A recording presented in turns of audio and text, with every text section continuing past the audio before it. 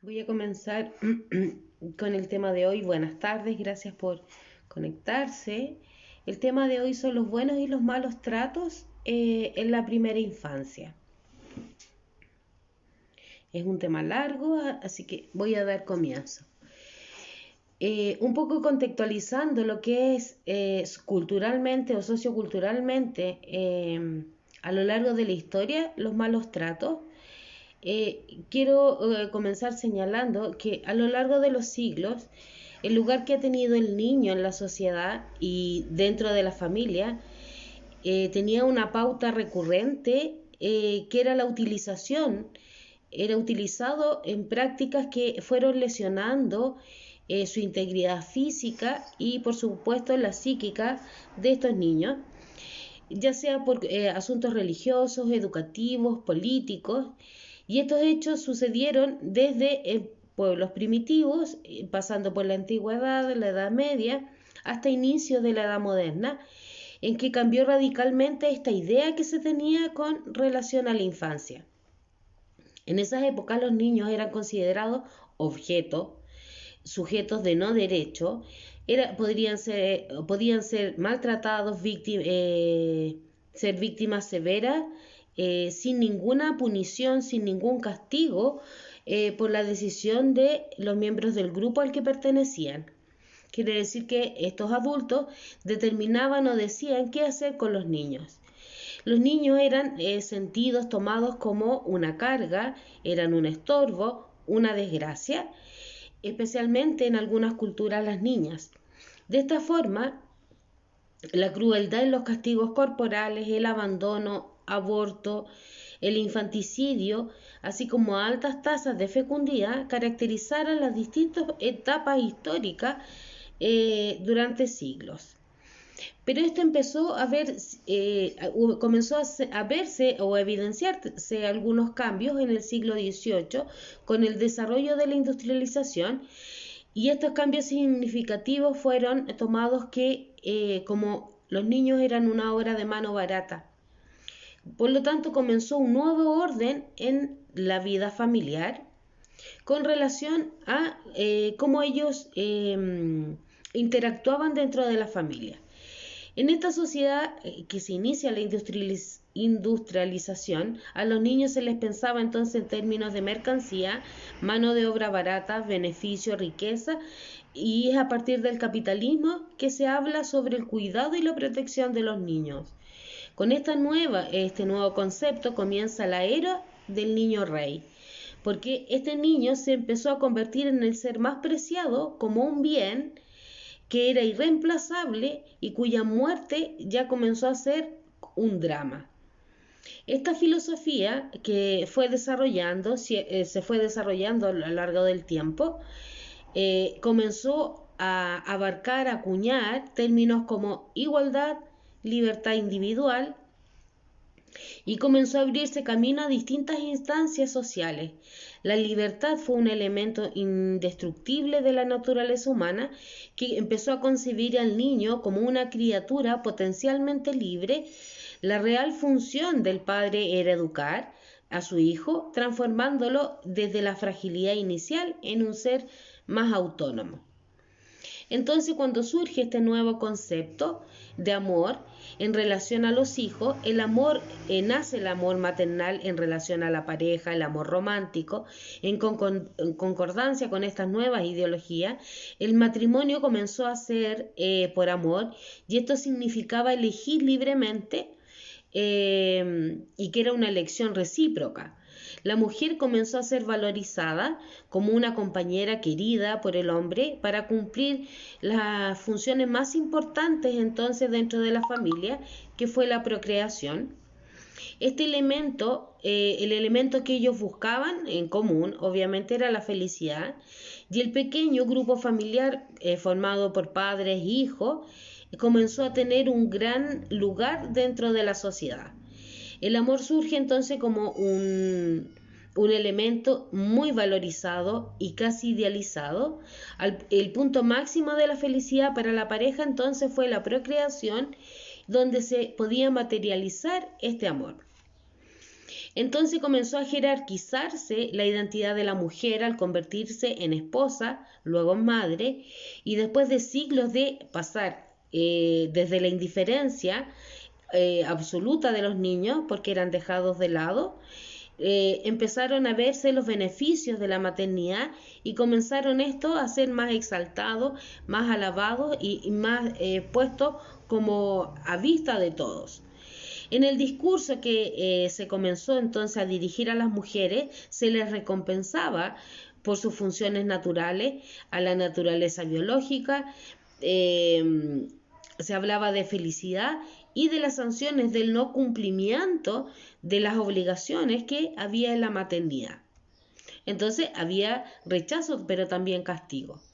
La existencia de la mujer como una buena madre le formó una imagen altruista, o sea, se empezó a mostrar como una función de una mujer más abnegada, resignada, sacrificada, que hoy esta figura carece de sentido en sí misma, porque si no es en relación al hijo que ha de sostener, llevar, educar, alimentar o acompañar, no tenía entonces sentido esta maternidad.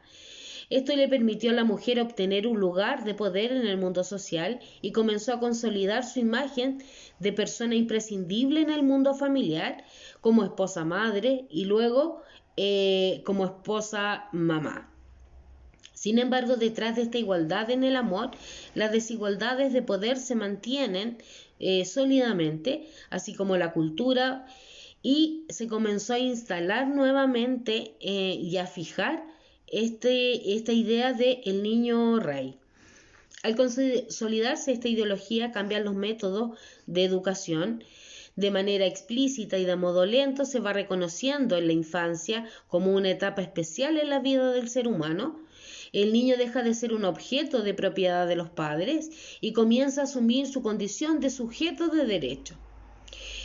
En un clima ampliamente receptivo, en las 2 primeras décadas del siglo XX, circularon varias declaraciones de derechos de los niños y a partir del año 59, específicamente en noviembre del 59, el niño es declarado sujeto de derecho y esto marca un punto de no retorno, un punto de inflexión significativo que va a terminar de modo explícito con la potestad arbitraria del poder que ejercían estos padres como dueños de sus hijos. Y es a partir de esta promulgación, de esta convención, todas las naciones se fueron adecuando dentro de sus legislaciones internas para ajustarse a estos principios que exponía esta convención, donde se declaran los derechos de los niños.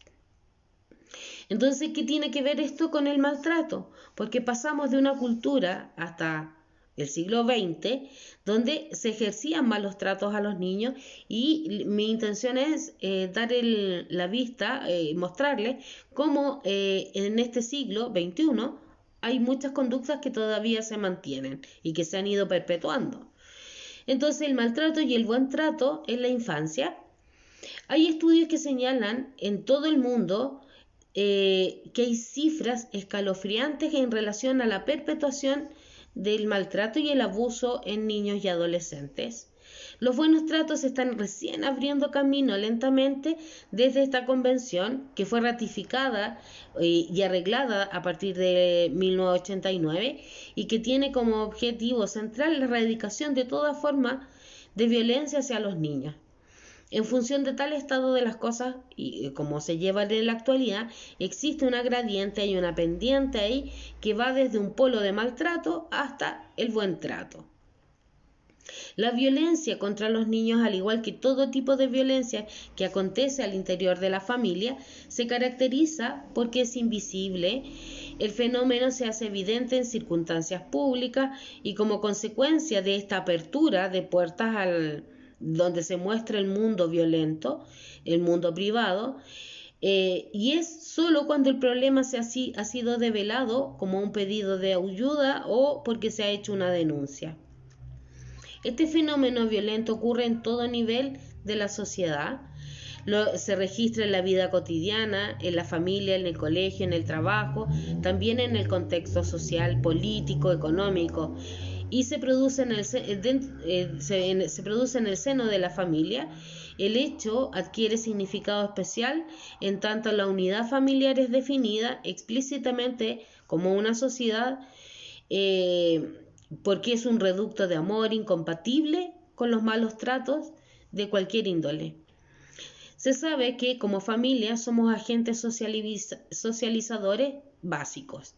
Al mismo tiempo y en muchos casos se puede estructurar como una escuela también de violencia, donde el niño pequeño aprende que las conductas violentas representan un modo eficaz para controlar a los demás y para realizar sus propios deseos, aun cuando la persuasión y la negociación producen o provocan mejores resultados, o mejores resultados.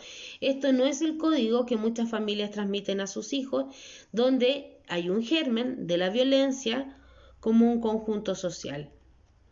La importancia entonces de la familia en la formación de los sujetos es proporcional a las distintas formas en las que el maltrato circula dentro de esta familia.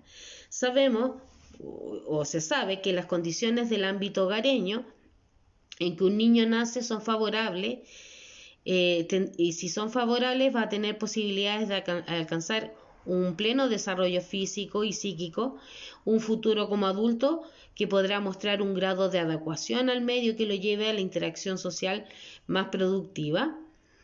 Es relevante entonces lograr una dinámica libre de la hostilidad en los que los buenos tratos sean la pauta. Esto permitiría impulsar una disminución en los niveles de violencia de la sociedad, prevaleciendo el derecho de los ciudadanos a su integridad corporal, física, psíquica, al interior de la vida familiar, de tal modo que los temas de violencia van a constituir una cuestión básica en la defensa de los derechos de los miembros de la familia. Nosotros tenemos como adultos que velar por la integridad de nuestros hijos. La Organización de Naciones Unidas define de distintas maneras lo que es la violencia o los maltratos y define que el maltrato es toda forma de violencia o que haya un prejuicio o un abuso físico-mental, descuido, un trato negligente, malos tratos o explotación mientras el niño se encuentre bajo la custodia de sus padres, de un tutor o de cualquier otra persona que lo tenga a su cargo. Esta definición está centrada en los malos tratos y hay otros autores que señalan que estas definiciones están basadas en lo que sucedía en el ayer. Antiguamente se validaba el maltrato, estaba validado. Hay otros que también señalan que el maltrato es una acción u omisión negligente, no accidental, que priva al niño de sus derechos, de su bienestar, que lo amenacen o interfieran su ordenado desarrollo psíquico, y que puede darse dentro de la familia, dentro de una institución o dentro de una sociedad. Esta postura está del lado en que se va a intentar promover los buenos tratos y tomando en cuenta los factores de protección, porque están centrados en cómo mejorar mañana y eliminar estos maltratos, no solo definirlos. Esto se puede decir que es una situación que hay que calificar de maltrato cuando cualquier acción, omisión o trato negligente no accidental por parte de los padres, cuidadores e instituciones comprometen entonces la satisfacción de las necesidades básicas de los niños, poniendo en peligro su salud física, psíquica, impidiendo o interfiriendo su pleno desarrollo, su pleno potencial. Entonces, esta generalización del concepto abre la posibilidad de poner límite entre aquello que es un estándar del buen trato, buena calidad de vida o de bienestar para un niño de aquello que no lo es. En tal sentido, es necesario considerar que un niño requiere un mínimo de cuidados, de atención que deberían ser cubiertos en su proceso de socialización, independiente de las particularidades, ya sea de la cultura en la que este niño se desarrolle. Este parámetro actúa como punto de partida del continuo que ya se enunció y que recorre estados de máxima gravedad hasta alcanzar valores que a lo menos del mínimo nivel esperado para un bienestar. Los tipos de maltrato son maltrato físico, abuso sexual, maltrato emocional, negligencia física, negligencia emocional, abandono físico, abandono emocional. En todos estos casos, ningún hecho se presenta como un fenómeno puro, de manera que es necesario expresar que en todas las categorías de maltrato prima la invisibilidad por sobre la visibilidad, y lo que complica y dificulta entonces la tarea de nosotros o los especialistas de pesquisar qué es lo que sucede. Y hoy día, dado esta crisis, primero fue la crisis social, luego la pandemia, se ha ido develando casualmente, ya sea en las clases por alguna plataforma educativa, por pequeñas, o sea, por escasas denuncias, que la violencia intrafamiliar ha ido en aumento. Los supuestos explícitos e implícitos en la formación de la familia, porque ya estamos hablando, ¿cierto?, de que todo esto se da de manera invisibilizada, es puertas adentro, por lo tanto, los que están afuera difícilmente pueden visibilizar que están familias en problemas o pasando episodios de violencia. Pero ¿cómo se llega a dar esto en la construcción de una familia que dijo en algún minuto amarse y esperar amorosamente a sus hijos? Cuando una mujer y un hombre se encuentran y conforman una unidad, ambos llegan a una relación con un bagaje propio, aprendiendo de sus familias de origen, de valores, creencias acerca de lo que es ser pareja, acerca de lo que es criar los niños y de cómo construir la familia. De este modo, la construcción de tal estructura familiar se apoya en un conjunto de supuestos, de ideas, ¿cierto?, preconcebidas que van circulando, por una parte de un uniforme en conjunto con lo social y por la otra de manera específica en la subcultura y en cada núcleo o cada nuevo núcleo que se van estableciendo. Algunos de estos supuestos corresponden a concepciones culturales actuales y aparecen explicitados, quiere decir que se verbalizan, yo los leo, los saco de algún lugar, y hay otros que son más implícitos, que son deducibles, yo deduzco tal cosa. Y estos no son verbalizados y corresponden a conceptualizaciones antiguas que están por debajo de estas explicitaciones, que en diversos grados van encubriendo o van tapando lo que va sucediendo. Es fundamental tener en cuenta que el bienestar en la infancia y la adolescencia requiere de una visión más esperanzadora y ambiciosa, no solo decir que vamos a erradicar los malos tratos, porque, se eliminan los malos tratos, pensando muy positivo, pero esto no fomenta los buenos tratos, no fomenta relaciones más sanas, sino que elimina lo que está mal. El camino para vencer tan importante fuerza está en poner acento en el desarrollo entonces de los buenos tratos, lo que significa favorecer el desarrollo de recursos familiares con psicoeducación, tratamiento, investigación, intervención familiar. Esto significa prevenir, favorecer ámbitos del desarrollo integral del niño sin descuidar la visión de contextos de violencia que deberán seguir siendo tratados y considerados al igual que una plaga preocupante con una relación temática con respecto al buen trato. Los niños, como sujetos de derecho, necesitan que sus necesidades básicas sean satisfechas. Esto les va a permitir desarrollarse y alcanzar la madurez plena, tarea que corresponde no solo a los papás, sino al conjunto en sociedad, que en diferentes instancias debe crear las condiciones para que todos los niños tengan acceso a los mismos cuidados, protección, educación que ellos requieran, de modo de llegar a la adolescencia e integrar la vida adulta de esta forma sana, constructiva y feliz, lo cual se traduce en una postura ética, altruista, para construir relaciones interpersonales basadas en modelos de los buenos tratos hacia sí mismos y hacia los demás.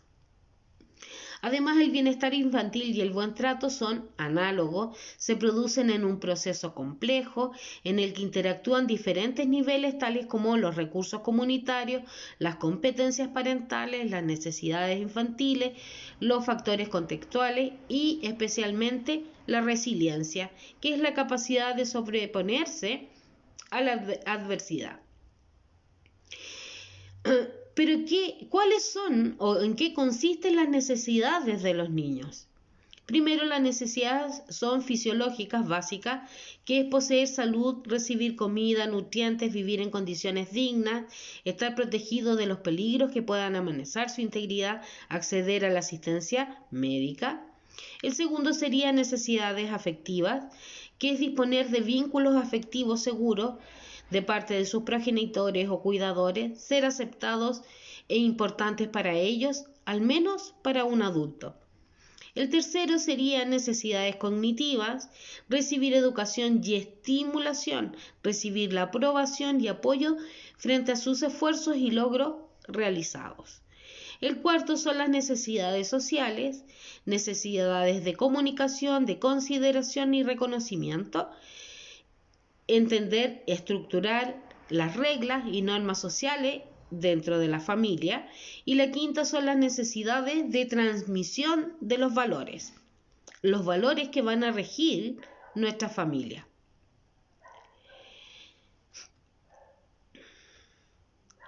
Pero anteriormente yo les planteé que para que esto se diera, la familia, específicamente los padres, tienen que tener ciertas habilidades, que son las que en psicología llamamos competencias parentales, para poder responder a las necesidades de nuestros hijos. Entonces, las competencias son las capacidades concretas de las que disponen los padres y las madres para ocuparse de sus hijos. Estas competencias pueden ser diferenciadas en dos formas: la parentalidad social, distinta de la parentalización biológica, que es la capacidad de dar vida a los hijos. La mayoría de los papás pueden asumir esta parentalidad social como una continuidad a la biológica, de tal forma que los niños son cuidados, educados y protegidos por las mismas personas que los han procreado. Sin embargo, para un grupo significativo de niños y niñas esto no es posible. Sus padres tuvieron la capacidad de engendrarlos, o sea, parentalidad biológica, pero no poseen las competencias para ejercer una práctica parental mínimamente adecuada. Las causas de esta incompetencia se encuentran en sus historias personales, familiares, sociales, y que en muchos casos tienen antecedentes de malos tratos. Hay medidas de protección inadecuadas o inexistentes, han sido institucionalizados, han pertenecido a una red Sename, han estado detenidos, por ejemplo, y que otras, sin ser extremas, se convierten en padres incapacitados para atender a sus niños. Tenemos que las capacidades parentales básicas serían la capacidad para vincularse a través del apego, que es la cualidad de los padres para establecer un vínculo afectivo con sus niños. Esta unión es clave para responder a las necesidades de los hijos, pues garantiza la vida. Tenemos también la inteligencia emocional, que permite a los padres reconocer las emociones en sus hijos, manejarlas para ponerlas al servicio de sus funciones. Tenemos también el desarrollo de la empatía o capacidad para comprender el lenguaje emocional, a través de el cual el niño empieza a expresar y comunicar sus necesidades y de responderle de un modo adecuado. Tenemos también los modelos de crianza, que transmiten a través de las generaciones para reconocer sus necesidades y responder de manera adecuada. También estos modelos permiten dar respuesta a las necesidades que van manifestando sus hijos, y la capacidad para utilizar los recursos comunitarios o para integrar una red social, una red de apoyo. Hay innumerables investigaciones que han mostrado la importancia de la participación en dinámicas de apoyo social para asegurar una parentalidad de buenos tratos. Si yo siento que no tengo la habilidad, no tengo las competencias, puedo buscar ayuda, porque las competencias se van desarrollando, pero debo practicarlas, debo darme cuenta que tengo una carencia. Perdón, voy a tomar agua.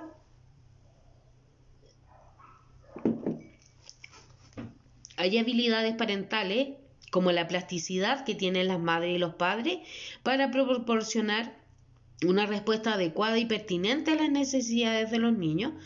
considerándolo de una manera particular y adaptando su respuesta según sea la fase del desarrollo. ¿Cuál es el papel que cumplen entonces la comunidad y la sociedad en su conjunto con relación al paradigma de los buenos tratos?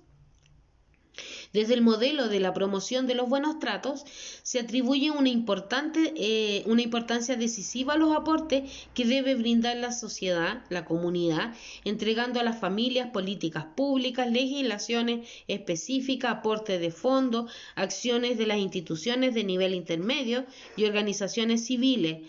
Si yo no tengo la habilidad, puedo ir al consultorio. Hay cursos, hay talleres que van a permitir, dentro de esta red de apoyo que yo tenga, permitir que yo pueda desarrollar ciertas habilidades. Hasta aquí se ha hablado solo de modelos que apuntan al desarrollo de los buenos tratos, pero incorporando a la sociedad. La construcción de una idea alternativa que no se quede en el tratamiento del fenómeno de la violencia y sus intentos de bloqueo, sino va más allá como una propuesta clara en dirección a un futuro donde nosotros podamos brindar y tener una base, como base de nuestra educación hacia nuestros hijos, los buenos tratos. Ahí nosotros tenemos claro que los supuestos que están a la base de esta idea, de esta ideología, están vinculadas a la propuesta de una sociedad sin violencia hacia los niños, niñas, adolescentes, una sociedad que los contemple, que los valorice como sujetos de derecho y los forme como ciudadanos íntegros para el futuro. En la actualidad, en la sociedad convive distintos grados de influencia. Hay distintos modelos. Hay un modelo tradicional con argumentos explícitos que son encubridores, nos muestra una sociedad más autoritaria, represora desde el control social, como el trato hacia los niños que son criados en variaciones que imponen este contexto de acuerdo al modelo que implícitamente desconoce el lugar que tienen los sujetos y que son sujetos de derecho. El modelo dominante se caracteriza por ser individualista, materialista, centrado en el sexo, en la cultura física, como parámetros de éxito. El eje central pasa por el consumismo indiscriminado. La actitud prevaleciente es la indiferencia. El control social utiliza y manipula, corrompe y provoca locura. Contrariamente a la sociedad que es más represora, patriarcal, hoy prevalece el libertinaje infantil, basado en la falta de límites, exceso de tolerancia, condiciones sociales donde no hay normas, que son las anómicas. Los niños son consumistas precoces y se constituyen un objeto de consumo. De hecho, la publicidad apunta a que el niño desee determinado producto y que insista a sus papás que se los compren. Hay familias que son bien tratantes, que desarrollan una funcionalidad que posibilita el buen trato, son las llamadas familias democráticas, que se caracterizan por su flexibilidad, una actitud crítica frente a la ideología dominante, capacidad de adaptación a los cambios contextuales, afrontamiento de los problemas. Ahí circula el afecto como un modo vincular, hay cohesión, se diferencian bien los miembros de la familia, el hijo sabe que es hijo, los padres saben que son padres y ejercen su rol. Hay desarrollo de autonomía, buena comunicación, se jerarquiza la autoridad de manera clara, se respeta, los límites son precisos y hay cumplimiento de las reglas y normas, tanto internas como externas. Entonces, mi pregunta es, ¿en este mundo actual existe?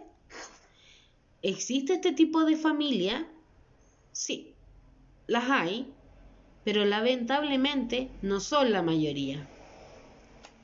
Tenemos familias incongruentes. Este tipo de familias son extensas, en la gran mayoría, que posee una significativa influencia sobre los miembros, los lleva a consecuencias dañinas hacia sus hijos, este tipo de familia, muchas veces contrario a su intención. Tienen la mejor intención, pero no las herramientas para llevar a cabo la buena idea que tenían.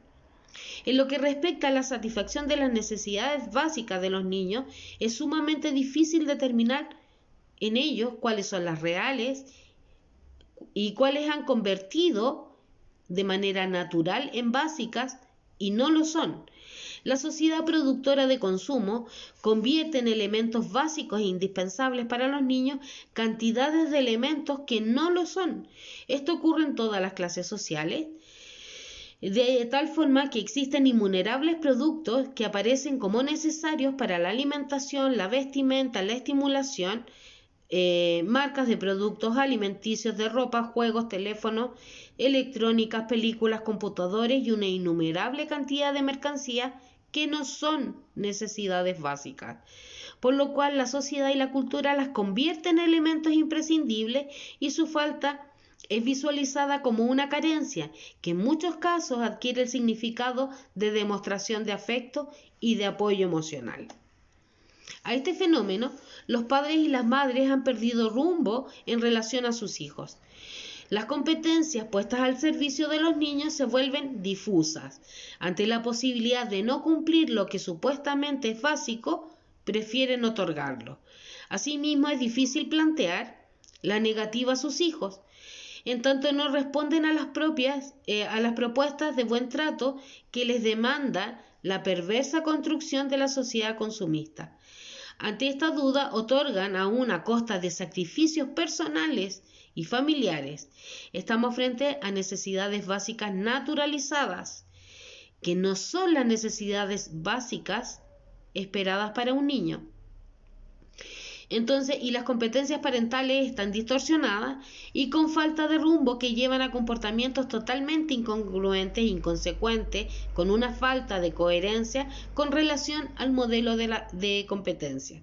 El apego a la empatía, la inteligencia emocional, incluso los modelos de crianza conocidos, quedan al servicio de las necesidades distorsionadas y en gran cantidad de situaciones de transmisión de estas competencias. Esto se traduce en la siguiente frase: si me dan, me quieren, me valoran, les importo; si no me dan, no me quieren, no me valora, no le importo. Estos padres apoyan la ideología de los buenos tratos, pero en el contexto este contexto consumista puede más que ellos. La falta de límites, de tolerancia y de indulgencia frente a sus hijos son la pauta. Existe otro tipo de familias llamadas encubridoras. En este punto nos encontramos con familias semejantes a las anteriores que se encuentran inmersas en esta ideología consumista. Estas familias, a diferencia de la anterior, no realizan ningún esfuerzo por ocuparse por el bienestar de sus hijos, con lo cual ni siquiera entran en contradicciones. Ofrecen hacia afuera una fachada de buenos tratos, responden a todas las necesidades que sus hijos demanden, tanto las básicas como las naturalizadas por la cultura, esta cultura consumista. Estos niños en sectores sociales medios y altos poseen todo lo que piden, incluyendo, en el caso de los y los adolescentes, viajes, salidas de modo indiscriminado, manejo de dinero, tarjetas de crédito, autos, propiedades. ¿Quién podría decir que no son bien tratados? Sin embargo, este buen trato está exclusivamente puesto en objetos materiales, en demostrarse hacia el mundo que los rodea como comprensivos y protectores. Estos padres no toman contacto con sus hijos, la comunicación es mínima, no existen relaciones de apego, fallas en la empatía, no satisfacen las necesidades básicas de sus hijos, son criados a veces con nana y con suerte conocen a la mamá, son desconocidos que habitan por lo general en el mismo techo. Y hay un caso bastante conocido en el último tiempo. Estos niños están dentro de la categoría de los maltratos, que se produce por omisión y corresponde a una seria negligencia porque hay un abandono emocional.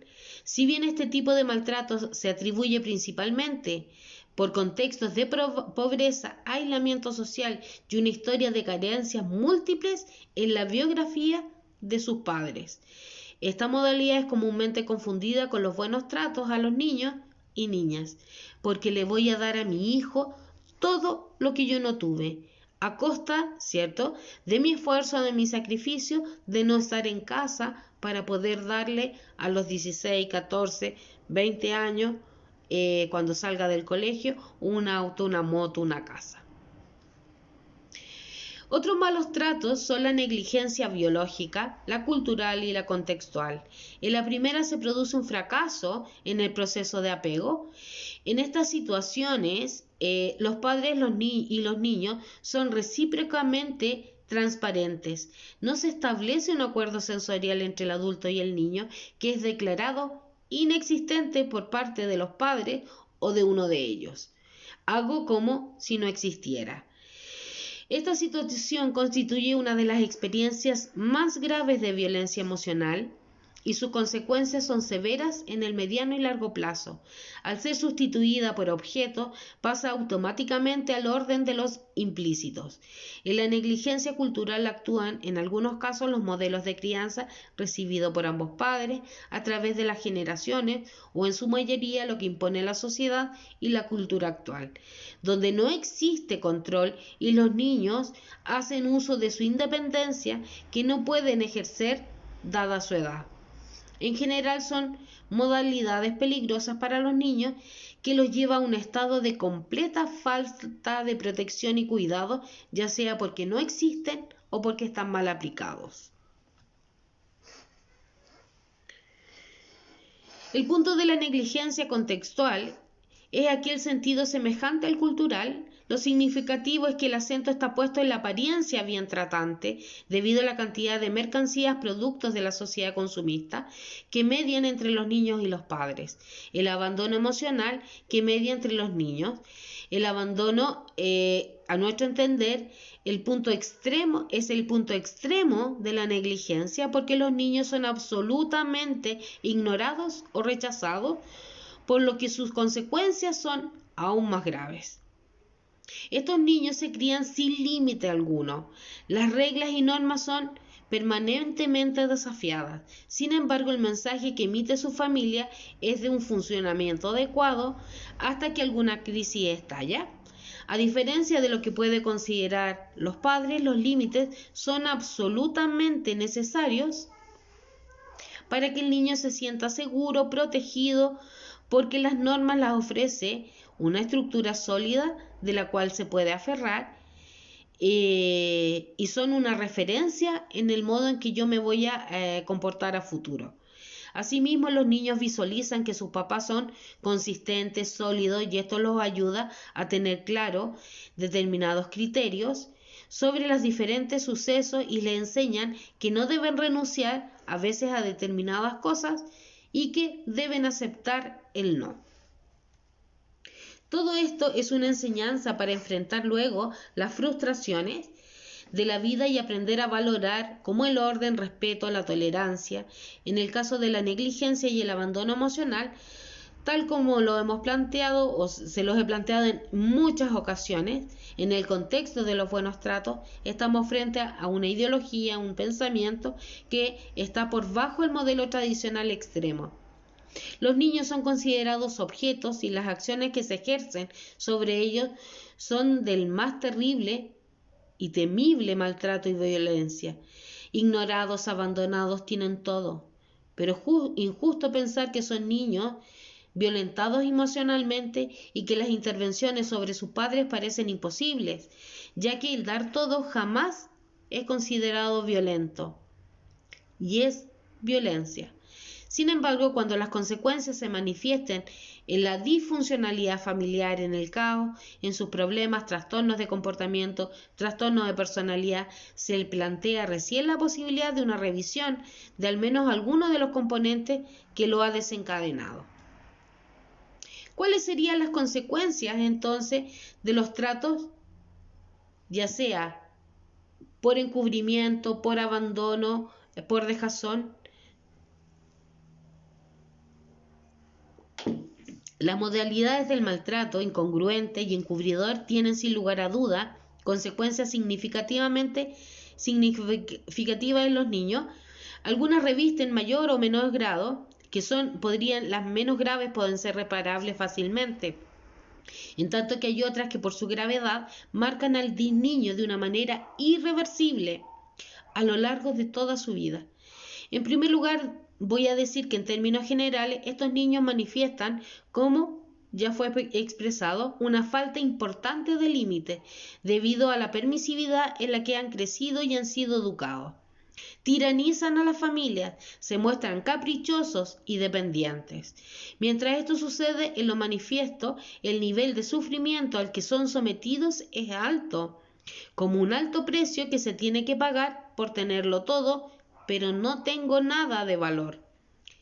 Nada de valor espiritual, sino que solo valor económico. Le estoy dando más valor e importancia a lo económico por sobre lo espiritual, por sobre el cariño. En general son niños con muy baja autoestima, hay sentimientos de inferioridad, de inadecuación, ansiedad, tristezas crónicas, depresión, desconfianza, dependencia en los modelos relacionales, dificultades para relacionarse, trastornos alimenticios, delincuencia, sexualización de las relaciones interpersonales, drogodependencia, trastornos de comportamiento y en particular trastornos límite de la personalidad. A modo de conclusión, considero que el mundo que los adultos le estamos brindando actualmente a nuestros niños, en todo orden, sigue actuando desde la dirección de favorecer el desarrollo de la violencia por sobre el de los buenos tratos, porque esto no es compatible con la información y la educación que los niños están recibiendo al no tener límites ni disciplina. El desarrollo sano del niño va a depender de los padres y de adultos para su orientación y dirección necesaria, de acuerdo con el desarrollo de su capacidad, a fin de ayudarle en su crecimiento para llevar una vida responsable en la sociedad. Al promover el destierro de la violencia, no significa seguir una educación permisiva con los niños. Los padres tienen que buscar medios no violentos, pero eficientes para resolver los conflictos. Principalmente quiero que inculcar y que quede, después de esta tremenda transmisión en vivo, que ha sido más larga que otras, pero quiero profundizar en esto puntualmente, que el no es no. Hay solo una manera de decirlo, no. Sin admiración, sin interrogantes, sin puntos suspensivos. No se dice solo de una manera. Es corto, rápido, monocorde, sobrio, escueto. No. ¿Se dice de una sola vez? No. ¿Con la misma entonación? No. ¿Como un disco rayado? No. Un no que necesita de una larga caminata, una reflexión en el jardín, salir a la puerta, bajar o subir la escalera. No es no. Un no que necesita explicaciones y justificaciones no es un no. No tiene la brevedad de un segundo. Es un no para el otro porque ya fue para uno mismo. No es no aquí y muy lejos de aquí. No deja puertas abiertas ni entrampa con esperanzas a los niños, ni puede dejar de ser no, aunque el otro y el mundo se ponga patas arriba, grite, patalee, llore. No es el último acto de dignidad. No es el fin de un libro sin más capítulos ni segundas partes. No se dice por carta, no se dice con silencio, ni con voz baja, ni gritando, ni con la cabeza agacha, ni mirando hacia otro lado, ni con símbolos, ni con pena, ni con algún grado de satisfacción. No es no porque no. Cuando el no es no, se mira a los ojos, el no se descolgará naturalmente de los labios. La voz del no es trémula, no vacilante, ni agresiva, no duda, no hay duda alguna. Ese no es una negación, no del pasado, es una corrección para el futuro. Y solo quien sabe decir que no podrá decir algún día sí. La gran dificultad que hoy día tienen los padres es al decir no. Porque el niño llora, no quiero escucharlo, porque no quiero verlo llorar, que no quiero ver la carita de triste, entonces no, bueno, ya, sí. Mientras los papás mantengan esa postura del no, bueno, ya, no hay ningún futuro en la sociedad. Vamos a tener lo que hemos visto últimamente en televisión: mayor cantidad de delincuencia, mayor cantidad de violencia. El no necesita ser gritado, siempre es con el mismo tono de calma. Y eso va a permitir que sus hijos entiendan las reglas, cuáles son las normas, va a entender qué es lo que se espera. El castigo es eso, privarlo de algo porque no tuvo un buen comportamiento, porque no estudió, porque no realizó la tarea, porque no fue responsable.